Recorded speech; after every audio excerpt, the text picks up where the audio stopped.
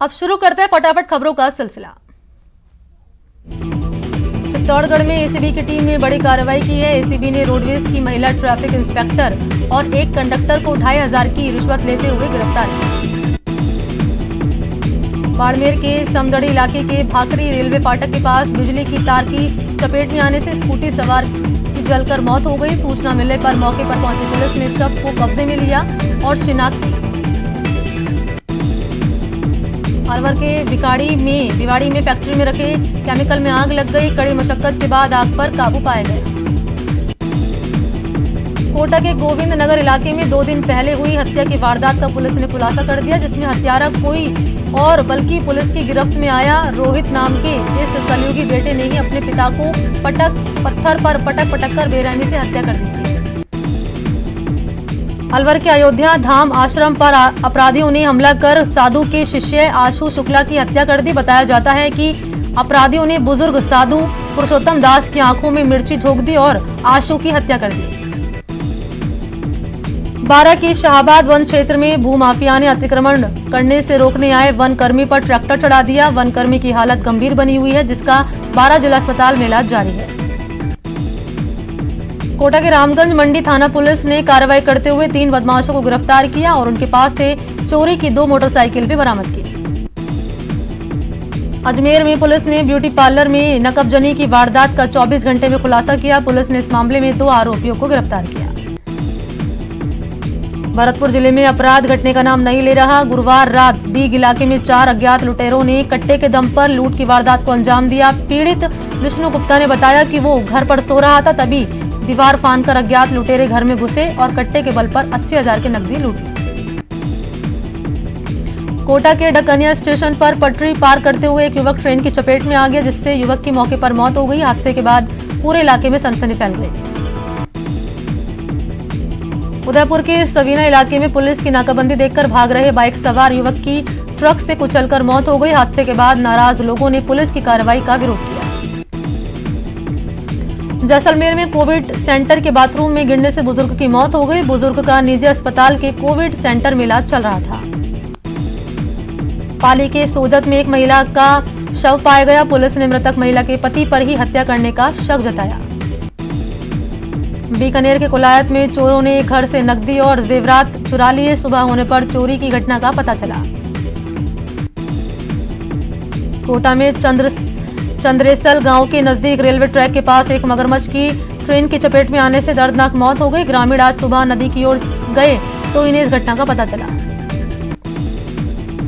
बीकानेर में ट्रेलर और kerosene tanker में टक्कर हो गई। इस हादसे में टैंकर चालक की मौके पर मौत हो गई, जबकि 2 अन्य लोग घायल हो गए। जोधपुर पुलिस ने अवैध पिस्टल के साथ एक युवक को गिरफ्तार किया। बोरा नाड़ा पुलिस ने आर्म्स एक्ट के तहत मामला दर्ज कर लिया। बीकानेर के पीबीएम ट्रॉमा सेंटर में बड़ा हादसा टल गया। दरअसल ट्रॉमा सेंटर में के गलियारे की छत का बड़ा हिस्सा टूटकर नीचे गिर गया। गनीमत रही कि उस समय कोई मौजूद नहीं था। बीकानेर के जामसर में आज बोलेरो और ट्रक की टक्कर में ट्रक चालक की मौत हो गई, जबकि बोलेरो में सवार 2 लोग घायल हो गए। भरतपुर के नदवई में पुलिस ने 80 पेटी अवैध शराब जब्त की। पुलिस ने इस मामले में 2 लोगों को गिरफ्तार किया। श्रीगंगानगर में एक युवक की सरेआम पिटाई का वीडियो वायरल हो रहा है। पुलिस ने कहा है कि शिकायत मिलने पर कार्रवाई करेंगे। अलवर जिले के भिवाड़ी के अजंता चौक के पास वायर बनाने वाली कंपनी में अचानक आग लग गई। आग की सूचना पर तुरंत पहुंची दमकल की गाड़ी ने करीब 1 घंटे की मशक्कत के बाद आग पर काबू पाया। जयपुर पुलिस ने पिछले 1 महीने में अलग अलग कार्रवाई कर 150 से ज्यादा बाल मजदूरों को मुक्त कराया। इस मामले में पुलिस 12 से ज्यादा आरोपियों को गिरफ्तार कर चुकी है। ऊर्जा मंत्री बीडी कल्ला की अध्यक्षता में सचिवालय में कैबिनेट सब कमेटी की बैठक हुई। बैठक में जन घोषणा पत्र की समीक्षा की गई। बीडी कल्ला ने बताया कि जन घोषणा पत्र के 85% काम प्रगति पर है। बीजेपी प्रदेश अध्यक्ष सतीश पूनिया कोरोना पॉजिटिव पाए गए। पूनिया कल ही जोधपुर दौरे से लौटे हैं। रिपोर्ट आने के बाद उन्होंने खुद को घर में आइसोलेट कर लिया। सतीश पूनिया ने ट्वीट कर लिखा कि कल प्रवास से आने के बाद कोरोना की जांच कराई, मेरी रिपोर्ट पॉजिटिव आई और डॉक्टरी सलाह पर मैंने स्वयं को घर में ही आइसोलेट कर लिया। मेरे संपर्क में आए सभी व्यक्ति अपना परीक्षण करवा लें। सीएम गहलोत ने गैर जरूरी खर्चों पर लगाम लगाने के लिए कई बड़े फैसले लिए। इसको लेकर सरकार मितव्ययिता सर्कुलर जारी किया, जिसके तहत अफसरों के एग्जीक्यूटिव बिजनेस क्लास में हवाई यात्रा पर रोक लगा दी गई है। सरकार ने नए वाहन और अन्य उपकरणों की खरीद पर भी रोक लगा दी। इसके अलावा नए सरकारी दफ्तर खोलने और सरकारी डिनर पर भी रोक लगा दी गई है। बीजेपी प्रदेश अध्यक्ष पूनिया कोरोना पॉजिटिव होने पर सीएम गहलोत ने उनके जल्द स्वस्थ होने की कामना की। गहलोत ने ट्वीट करके पूनिया के जल्द स्वस्थ होने की कामना की। नीट और जेईई की परीक्षाओं को देखते हुए स्पेशल छात्र ट्रेन शुरू की गई है। ये ट्रेन एनडब्ल्यूआर के मंडल के तहत चलेगी और छात्रों को जयपुर, बीकानेर और उदयपुर के बीच यात्रा सुविधा प्रदान करेगी। जोधपुर में कलेक्टर इंद्रजीत सिंह ने निगम सभागार में निगम कर्मचारियों और अधिकारियों के साथ बैठक की। इस दौरान उन्होंने निगम के कामों की समीक्षा की। जोधपुर के एमडीएम अस्पताल में सर्वर डाउन होने से मरीज परेशान हो रहे हैं। सर्वर रूम की छत से पानी टपकने से मशीनों ने काम करना बंद कर दिया। जोधपुर के शेरगढ़ में मनरेगा के कामों में कमी और राशि जारी करने की मांग को लेकर शेरगढ़ विधायक पति उमेद सिंह ने कलेक्टर को ज्ञापन सौंपा। वरिष्ठ विधायक सीधी भर्ती परीक्षा के तहत भरतपुर संभाग के लिए चयनित 191 अध्यापकों की काउंसलिंग कर पोस्टिंग कर दी गई है। जोधपुर पुलिस अब थानों में पड़े वाहनों की नीलामी करेगी। शहर के प्रतापनगर थाने से नीलामी की शुरुआत की जाएगी। पुलिस थाने में पड़े वाहनों की सूची जारी हो चुकी है। जोधपुर के पास 1000 बीघे में फैली गोचर भूमि में अचलानंद गिरी महाराज के सानिध्य में युवा टीम ने पौधारोपण किया। जोधपुर में संविदा नर्सिंग कर्मियों की हड़ताल जारी है। नर्सिंग कर्मियों ने सरकार का घोषणा पत्र जलाकर विरोध किया। भीलवाड़ा नगर परिषद के आयुक्त पद पर देवीलाल बौचल्या ने अपना कार्यभार ग्रहण किया। उन्होंने कहा कि मेरी प्राथमिकता शहर के विकास कार्यों में तेजी लाना है। भरतपुर में जैन समाज ने 10 लक्षण महापर्व की अंतिम बेला में क्षमावाड़ी पर्व श्रद्धा और भक्ति भाव से मनाया। अजमेर में 7 सितंबर से धार्मिक स्थलों को खोलने का फैसला लिया गया, जिसके बाद जिला कलेक्टर प्रकाश राजपुरोहित और एसपी कुंवर राष्ट्रदीप ने दरगाह की व्यवस्थाओं का जायजा लिया। बीकानेर में कोरोना के प्रति लोगों को जागरूक करने के लिए जिला प्रशासन ने लाउड स्पीकर से प्रचार प्रसार शुरू किया। सीएमएचओ डॉक्टर बीएल मीणा ने कहा कि कोरोना से बचने के लिए लोगों को खुद सतर्क रहना होगा। भीलवाड़ा नगर परिषद के आयुक्त पद पर देवीलाल बौचल्या ने अपना कार्यभार ग्रहण किया। उन्होंने कहा कि मेरी प्राथमिकता शहर के विकास कार्यों में तेजी लाना है। कोरोना महामारी ने मजदूरों को कम पैसे में काम करने के लिए मजबूर कर दिया है। अजमेर के पुष्कर में हालात ये हैं कि मजदूर 100 रुपए में भी दिन भर काम करने को मजबूर है। भरतपुर में टेंट कारोबारियों ने शादी समारोह में 50 लोगों के शामिल होने की सीमा को खत्म करने की मांग की। इसको लेकर कारोबारियों ने एडीएम को ज्ञापन सौंपा। जोधपुर के भोपालगढ़ नगर पालिका में सफाई कर्मियों की भर्ती करने की मांग को लेकर वाल्मीकि समाज के युवाओं ने ईओ सुरेंद्र चंद्र शर्मा को ज्ञापन सौंपा। भरतपुर से उत्तर प्रदेश यात्रा करने वाले यात्रियों के लिए खुशखबरी, अब रोडवेज ने आगरा अलीगढ़ की बस सेवा शुरू की है। इसके साथ ही सोरोंजी, कासगंज, हाथरस, कोसीकला और मानागढ़ी के लिए भी रोडवेज बसें शुरू हो गई हैं। दौसा में 10वीं और 12वीं की पूरक परीक्षाएं जारी हैं। रामकरण जोशी स्कूल समेत जिले के सभी परीक्षा केंद्रों पर कोरोना की गाइडलाइंस का पूरी तरह पालन किया जा रहा है। झालावाड़ की मिनी सचिवालय में मंडावर गांव के लोगों ने कलेक्टर को ज्ञापन सौंपा। लोगों ने पीएम आवास योजना में भ्रष्टाचार का आरोप लगाया। कोटा के टावर सीएचसी के एम्बुलेंस खटारा होने के मामले को लोकसभा स्पीकर ओम बिरला ने गंभीरता से लिया। उन्होंने बीजेपी कार्यकर्ताओं से फीडबैक लिया और समस्या के समाधान का भरोसा दिया। बीकानेर में भूमाफिया कपिल सरोवर में पानी आने वाले रास्तों को बंद करने की कोशिश कर रहे हैं। आज से कोटा श्री गंगानगर के बीच स्पेशल ट्रेन चलेगी। स्पेशल ट्रेन का फिलहाल 14 सितंबर तक संचालन होगा। कोटा के दादाबाड़ी थाना परिसर में मौसमी बीमारियों की रोकथाम को लेकर चिकित्सा विभाग की टीम ने फॉगिंग की। जोधपुर संभागीय आयुक्त डॉक्टर समित शर्मा ने गुरुवार को स्पेशल टीम के साथ जेडीए का अचानक निरीक्षण किया, जिसमें 310 कर्मचारियों में से सिर्फ 2 कर्मचारी ही उपस्थित मिले। श्री गंगानगर के सादुल शहर विधायक जगदीश जांगीर ने अपने जन्मदिन के अवसर पर इंदिरा रसोई का निरीक्षण किया और कार्यकर्ताओं के साथ इंदिरा रसोई में भोजन किया। श्री गंगानगर के सादुल शहर में किसानों की कपास की फसल खराब होने का मामला सामने आया। किसानों ने कृषि विभाग के अधिकारियों को इसकी जानकारी दी। श्रीगंगानगर सीएमएचओ डॉक्टर गिरधारी लाल मेहडा ने पदमपुर सीएचसी का आकस्मिक निरीक्षण किया। इस दौरान उन्होंने स्वास्थ्य सुविधाओं से संबंधित आवश्यक फीडबैक लिया। श्रीगंगानगर के रायसिंह नगर एसडीएम अर्पिता सोनी ने सतर्कता समिति की बैठक ली। बैठक में फर्जी बीपीएल योजना का लाभ लेने वाले व्यक्ति से वसूली के आदेश दिए।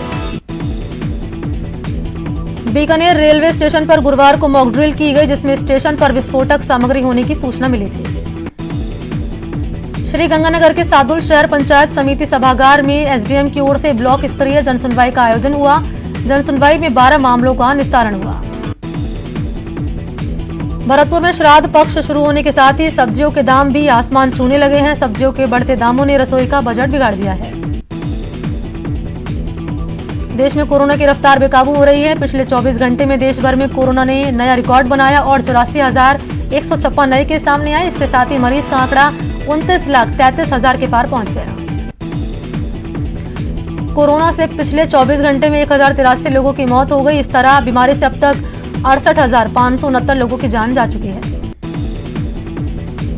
कोरोना संक्रमित की संख्या के हिसाब से भारत दुनिया का तीसरा सबसे प्रभावित देश है, लेकिन कोरोना मामले बढ़ने की रफ्तार सबसे ज्यादा भारत में है। देश भर में 2 सितंबर तक कोरोना वायरस के कुल 4,55 लाख सैंपल टेस्ट किए जा चुके हैं, जिनमें से 11 लाख सैंपल की टेस्टिंग अब तक की गई है। राजस्थान में कोरोना का आंकड़ा तेजी से बढ़ रहा है। प्रदेश में आज 738 नए केस सामने आए, जिसके बाद कोरोना मरीज का आंकड़ा 86,965 पर पहुंच गया। प्रदेश में कोरोना से और 7 लोगों की मौत हुई, जिसके बाद मौत का आंकड़ा बढ़कर 1,102 पर पहुंच गया।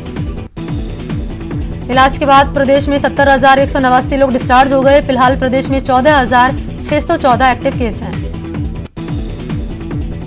कोटा में एक ही दिन में कोरोना के 107 नए केस सामने आए, जिसके बाद जिले में कोरोना मरीज का आंकड़ा करीब 7,000 पहुंच गया। अजमेर में व्यापारिक महासंघ ने कोरोना गाइडलाइन की आड़ में कारोबारियों के जबरन चालान काटने पर नाराजगी जाहिर की। इसके बाद विरोध में संघ ने निगम सीईओ को ज्ञापन सौंपा। गहलोत सरकार ने कोरोना इलाज की दरें तय कर दी हैं। अस्पताल में मॉडरेट श्रेणी के मरीज से 7 दिन अस्पताल में भर्ती रहने के 5,500 रुपए, 10 दिन भर्ती रहने पर सीवियर श्रेणी के मरीज से 8,250 रुपए और 10 दिन भर्ती रहने पर वेरी सीवियर श्रेणी के मरीज से 9,900 रुपए शुल्क तय किया गया है। अजमेर में लगातार बढ़ते कोरोना के मामलों ने प्रशासन की चिंता बढ़ा दी। कलेक्टर प्रकाश राज पुरोहित ने आज जेएलएन अस्पताल का दौरा कर वहां की व्यवस्थाओं का जायजा लिया। बीकानेर में कोरोना की तेज रफ्तार के बीच लोगों के साथ पुलिस प्रशासन भी लापरवाह बना हुआ है। लोग जहां कोरोना गाइडलाइंस का पालन नहीं कर रहे, वहीं शहर की कई ट्रैफिक पॉइंट पर पुलिसकर्मी नदारद हैं। प्रदेश में झमाझम बारिश का दौर जारी है। आज भी प्रदेश के कई हिस्सों में बारिश की संभावना है। मौसम विभाग ने कई जिलों के लिए येलो अलर्ट जारी किया। भारी बारिश के चलते कोटा के रेलवे कॉलोनी थाना के खेरड़ी पांडिया गांव की सड़क पूरी तरह से बह चुकी है और अब सड़क की जगह पानी का दरिया नजर आ रहा है। बारिश से हनुमानगढ़ के रावतसर और नोहर कस्बे में सड़कों पर सैलाब आ गया। हर तरफ पानी ही पानी है। निचले इलाकों में दुकानों और घरों तक पानी घुस गया है। कोटा में कल हुई मूसलाधार बारिश के बाद गोविंद नगर रेलवे अंडरपास में पानी भर जाने से स्थानीय लोगों को काफी परेशानी उठानी पड़ रही है। उदयपुर की उदयसागर झील के दोनों गेट खोल दिए गए। गेट खोलने से पहले जल संसाधन विभाग ने बहाव के क्षेत्र में रहने वाले और कार्य करने वाले लोगों को तुरंत हट जाने का अलर्ट जारी किया था। उदयपुर की स्वरूप सागर झील के गेट खोले जाने के बाद अब यूआईटी पुलिया पर पानी का तेज बहाव शुरू हो गया। गुरुवार को झील के 2 गेट खोले गए थे। उसके बाद आयड़ नदी तेज बहाव के साथ बहती हुई नजर आई।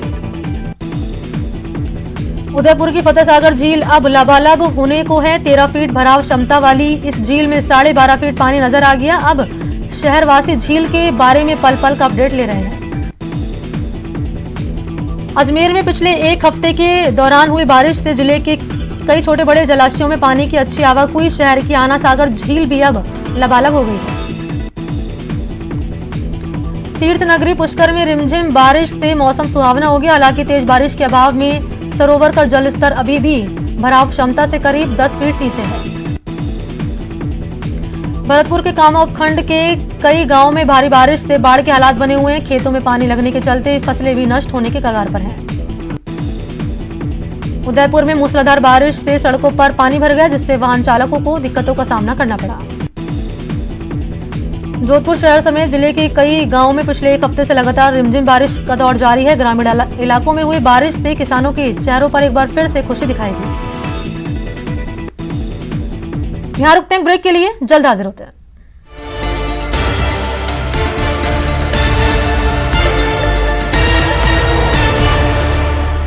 इस न्यूज हेडलाइंस